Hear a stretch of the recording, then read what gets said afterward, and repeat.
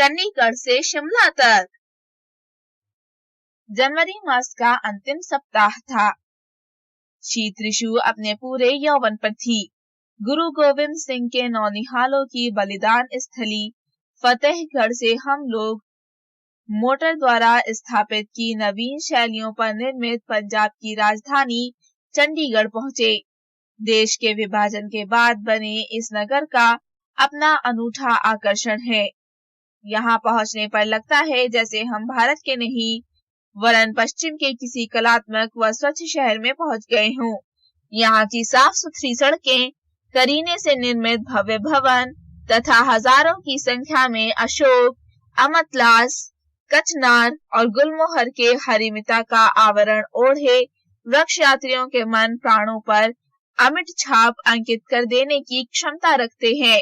यह नगर ला कार्बूजिए तथा मैक्सवेल जैसे विश्वविख्यात कलाकारों की देन है। स्थापत्य के इन दोनों विशेषज्ञों ने अनेक नगर निर्मित करवाए थे, किंतु चंडीगढ़ के निर्माण में उन्होंने अपने अनूठे सपनों को साकार कर दिखाया। उनके इस सौंदर्य के करिश्मे पर ही मोहित होकर पंजाब तथा हरियाणा के लाखों इंसानों की ललचाई हुई निगाहें इस पर अपना आधिपत्य जमाने के लिए आतुर हो उठी। राजनीतिक वातावरण दूषित हो गया। हड़तालों व अनशनों के दौर शुरू हुए। दोनों राज्यों की जनता के बीच तनातनी उत्पन्न हो गई, जो अभी तक चल रही है। फिलहाल चंडीगढ़ दोनों राज्यों की राजधानी है।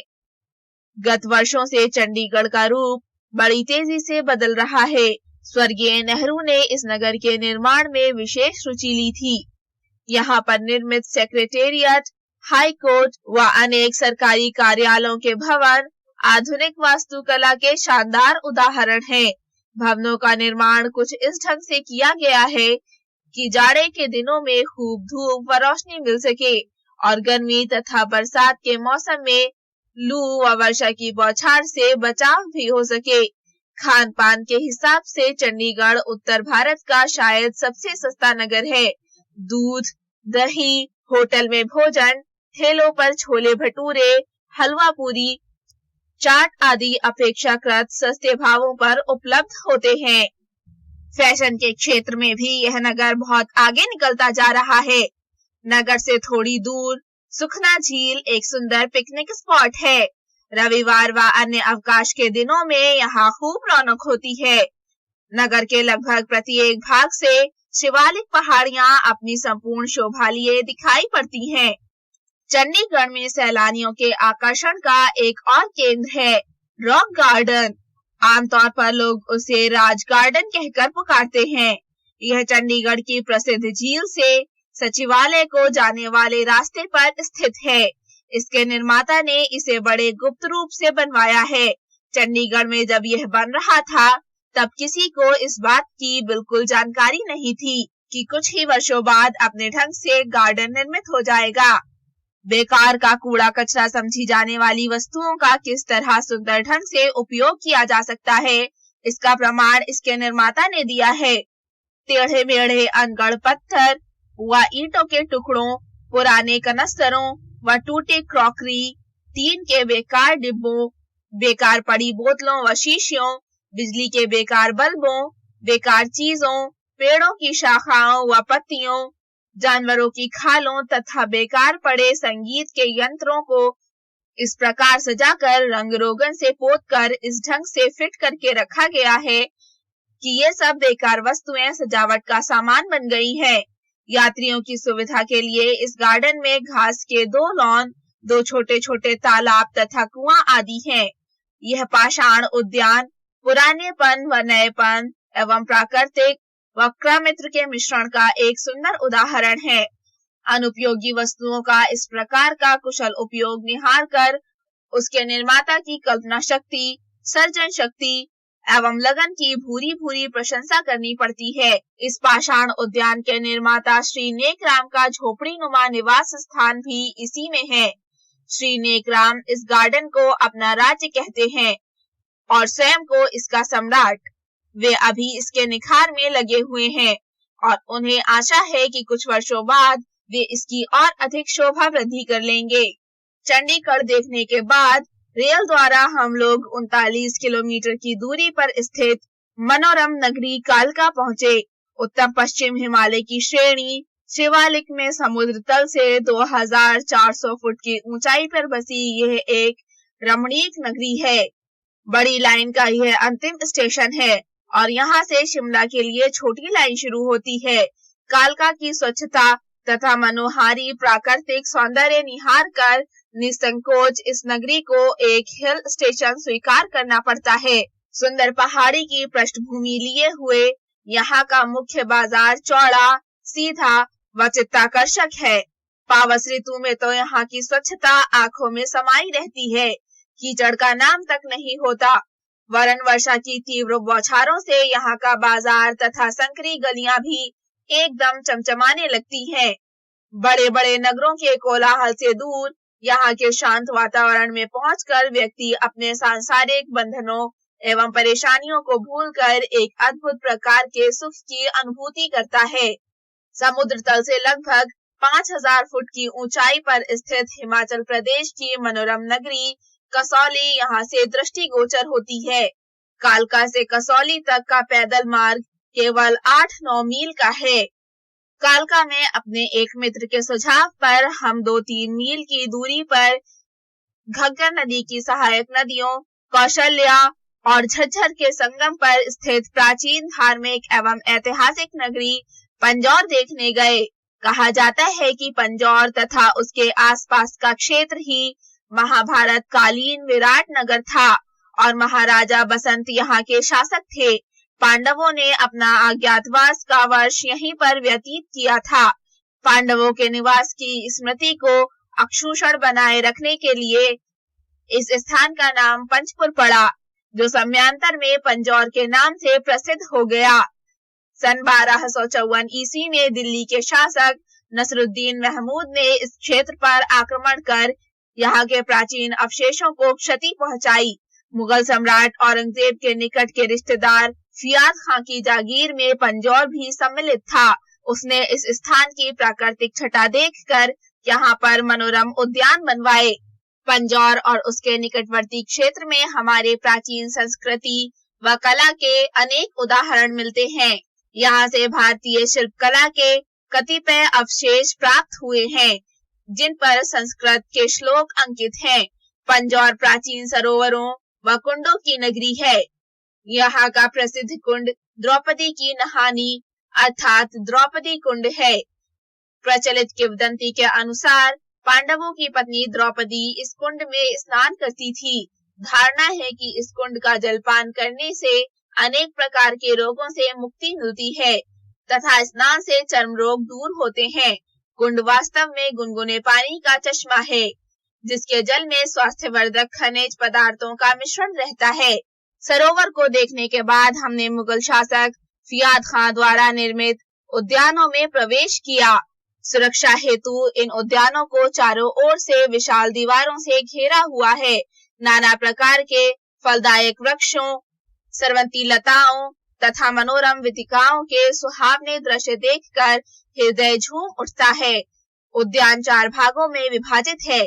सुंदर फव्वारे से सुसज्जित 7-8 फुट चौड़ी नहर इन चारों मंजिलों से गुजरती है। गणमान्य व्यक्तियों के ठहरने के लिए उच्च कोटि के फर्नीचर से सुसज्जित कक्ष यहाँ बने हुए हैं। उद्यानों के जलाशय के मध्य में एक सुंदर विनोद कक्ष भी निर्मित है। देश के अन्य भागों में मुगल शासकों द्वारा निर्मित कई उद्यान हैं, किंतु पंजौर के मुख्य उद्यान का अपना महत्व है और दर्शकों के हृदय पर उनकी अमिट छाप बरबस ही अंकित हो जाती है। पंजौर की चित्रकला देखने योग्य है। वहाँ गोल गुंबद वाला एक भव्य गुरुद्वारा है। कहा जाता है इसे रियासत पटियाला के महाराजा कमर सिंह ने बनवाया था। इस गुरुद्वारे के समीप एक ऊंचे चबूतरे पर बना एक छोटा सा प्राचीन शिवालय है। इसकी वास्तुकला प्रेमियों तथा दर्शकों को अपनी ओर खींच लेने की क्षमता रखती है। लगभग 300 वर्ष पूर्व बने इस शिव मंदिर के पीछे वाले भाग में इसके निर्माता श्री फूलमत की समाधि है। मंदिर में 7 दरवाजे हैं, पर वे सब के सब बंद हैं। केवल प्रवेश द्वार ही खुला हुआ है। बाहर से देखने पर यह शिवालय साधारण सा लगता है, किंतु इसकी दीवारों पर की गई चित्रकला को देखकर चकित रह जाना पड़ता है। इसमें शिवलिंग तथा अनेक सुंदर प्रतिमाएं द्रष्टव्य हैं। प्रवेश द्वार के अंदर की ओर पर हरिहर का भव्य चित्र है। हरि विष्णु का रूप है तथा हर शिव का रूप है। दोनों देवताओं के मुख तो अलग अलग हैं, पर शरीर एक है। आकृति के 4 हाथ हैं। विष्णु की अर्थात आकृति वाले हाथ में कमल व गदा है और शिव के हाथ में खोपड़ी और रस्सी है। विष्णु की लक्ष्मी और शिव की पार्वती दोनों देवताओं को एक ही शरीर में देखकर चकित हो रही है। द्वार के दाहिने ओर स्वर्ग के देवता इंद्र व कुबेर के चित्र हैं। दोनों देव हाथ जोड़कर शिवलिंग की पूजा कर रहे हैं। पास ही शिव भक्तों की आकृतियां हैं। ये शिव भक्त ढोल मृदंग से कीर्तन कर रहे हैं। एक अन्य चित्र में शिव परिवार को कौशल पर्वत पर निवास करते हुए दिखाया गया है। एक चित्र में भगवान शिव से वरदान पाकर बाणासुर 3 लोकों का राजा बना हुआ दर्शाया गया है। एक चित्र शिव पार्वती के विवाह का है। एक दृश्य में बाणासुर की पुत्री उषा भगवान श्री कृष्ण के पौत्र अनिरुद्ध के वियोग में तड़पती हुई दृष्टिगोचर होती है। यद्यपि यह मंदिर हिंदू धर्म के अनुयायियों का है, परंतु इसमें सिख गुरुओं को भी पूरे आदर के साथ दिखाया गया है। गुरु नानक, गुरु अंगद, गुरु अमरदास तथा गुरु गोविंद सिंह जी के चित्र मन पर अपनी छाप अंकित कर देते हैं। इतिहास साक्षी है कि मुल्तान का शासक शमसुद्दीन अल्तमिश पंजौर का मोहक प्राकृतिक वातावरण तथा वहां निर्मित धार्मिक स्थान देखकर उतावला हो उठा। वह किसी भी तरह सिरमौर के शासकों से इसे छीन लेना चाहता था। आखिर उसने इस पावन नगरी पर जबरदस्त आक्रमण करके यहाँ के अनेक भव्य मंदिरों को खंडित करवा दिया। वाकियाते नासरी में लिखा है कि नसरुद्दीन ने भी पंजौर पर हमला करके वहां की कला को बहुत क्षति पहुंचाई। पंजौर से शाम को हम पुनः कालका लौटकर आए। रात वहां बिताने के बाद अगले दिन रेल द्वारा शिमला के लिए प्रस्थान किया। यद्यपि सड़क यात्रा की अपेक्षा रेल में समय अधिक लगता है, लेकिन रेल यात्रा बड़ी सुखद तथा मन लुभावने वाली होती है। नैरो गेज लाइन पर 4-6 छोटे डब्बों की रेल किसी नागिन की तरह मस्ती से रेंगती हुई बड़ी अच्छी लगती है। रास्ते में पहाड़ों को काटकर बनाए गए 50 टनल आपका स्वागत करते हैं। रेल चलने की गति का अनुमान आप इस बात से लगा सकते हैं कि 3-4 बार हम मित्रों ने किसी मोड़ पर चलती गाड़ी को छोड़ दिया और पगडंडी के रास्ते ऊपर की पहाड़ी पर दिखाई पड़ रहे रेलवे स्टेशन पर पहुंच गए। रेल पहाड़ियों पर मोड़ काटती हुई 2 मिनट बाद ही पहुंची और हम पुनः उसमें बैठ गए। चलती रेल से चारों ओर की सौंदर्य छटा देखकर मन पुलकित हो रहा था और जब शिमला के स्टेशन पर गाड़ी पहुंची तो चारों ओर का वातावरण देखकर मन झूम उठा। रात एक होटल में व्यतीत की। अगली सुबह जब माल रोड पर आए तो कुछ बच्चों और किशोरों को बर्फ पर खेलते देखा। आज के जीवन की लगभग सभी सुविधाएं यहाँ उपलब्ध हो सकती हैं।